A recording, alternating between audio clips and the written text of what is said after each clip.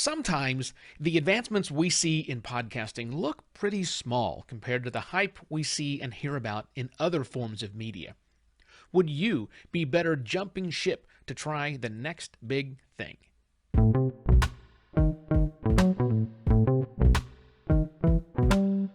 Hello and welcome to another podcast Pontifications with me, Evo Terra. I love a good distraction, a meander, a cool new thing, related to podcasting or not, that I can spin a few cycles on. For me, it helps keep my brain from gunking up or getting stuck in a rut. Being on the bleeding edge keeps me energized, really. Knowing that people turn to me for the what's next, that's pretty cool, I'm not going to lie. And there are also tangible benefits from tinkering with the next new thing as soon as you can, like, early mover status. It's also difficult to predict what's going to be and what's not going to be a hit. So I tend to dabble in those new trends, if only for a short while, to see how they can further my own creativity as a podcaster. So yes, I clearly love distractions, and I think it's healthy for podcasters to explore new tools, technologies, and other nifty things that live on the periphery of podcasting. But don't get too distracted. Don't forget that what you're here for is podcasting.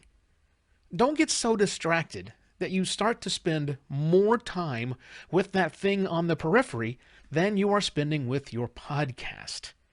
Now, a quick caveat for a moment here. Not everyone who starts out a podcaster stays a podcaster.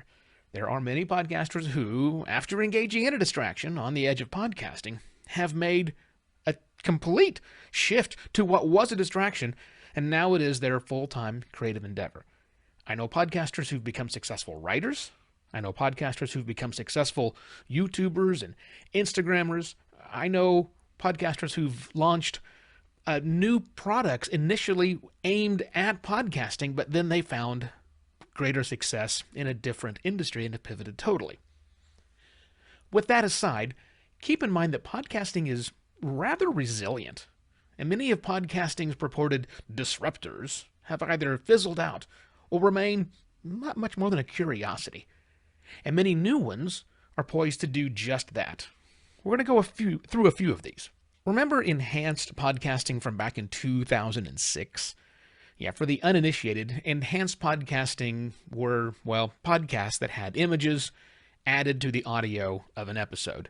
If the listener was listening on a device that supported them, and the podcaster had added the images to the audio file, a sort of slideshow with audio would be the result. And of course, not surprisingly, that fizzled out. But it didn't die. Today there are probably a dozen or so apps building on the idea, now adding video clips and polls and links and other outside things to the podcast into the enhanced version. It's a very cool idea, no doubt, and I'll even concede that there are some features in there that might make some podcast episodes more enjoyable. But enhanced podcasting, or whatever the developer's marketing team is calling it, it has thus far failed to become the dominant way podcasts are created or consumed. And while I never like to say never, it's never going to happen.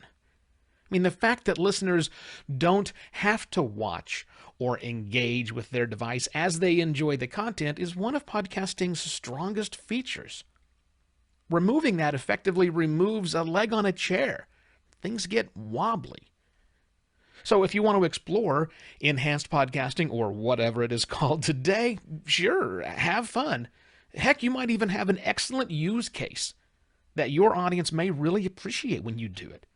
But that's always going to be an exception rather than the rule. And then there was the pivot to video. That has always been reported to be the next thing to replace podcasting. Just a quick trivia piece here. Podcasting predates YouTube.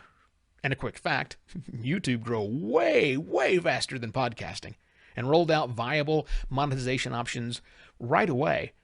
Hell, became and remains the second largest search engine, as much as that phrase makes me cringe. So it was no surprise that some podcasters started making video versions of their show way back then.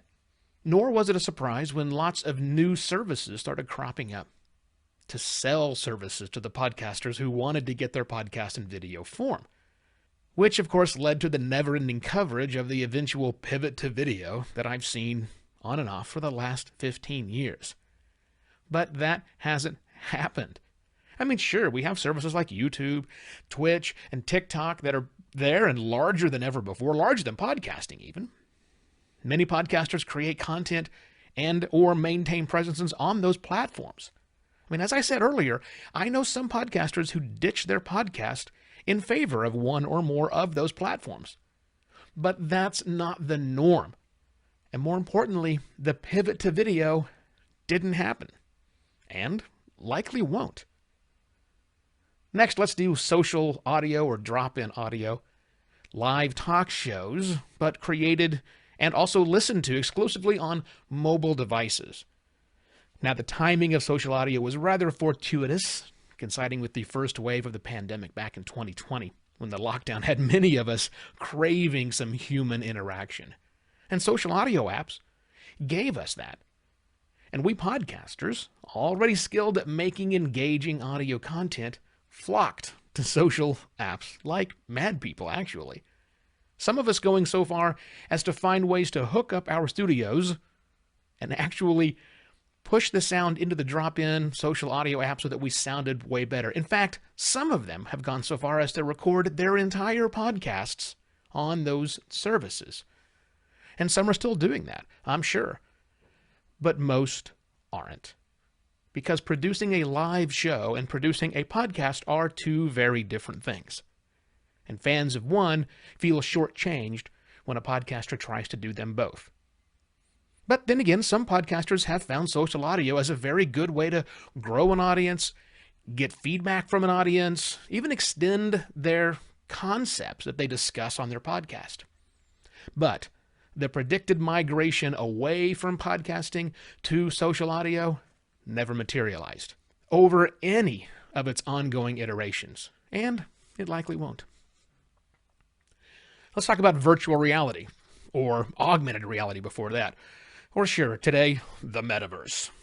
None of this is new. I mean, sure, there's new money pouring into it. And yeah, advances in technology have happened, giving us faster processors, smaller components, or whatever else is necessary to make Second Life Part 2 a thing. And you know what? Eventually, maybe it will be a thing. But as much as I'd love to have a heads-up display or be able to check out for a few hours on a virtual beach in the tropics, none of that is going to replace podcasting. Not anytime soon. So yeah, enjoy the bleeding edge. Get out there and explore. But don't make such a big bet on any of those distractions that you lose sight of your podcast. And with that, I shall be back directly with yet another podcast, Pontifications. Cheers!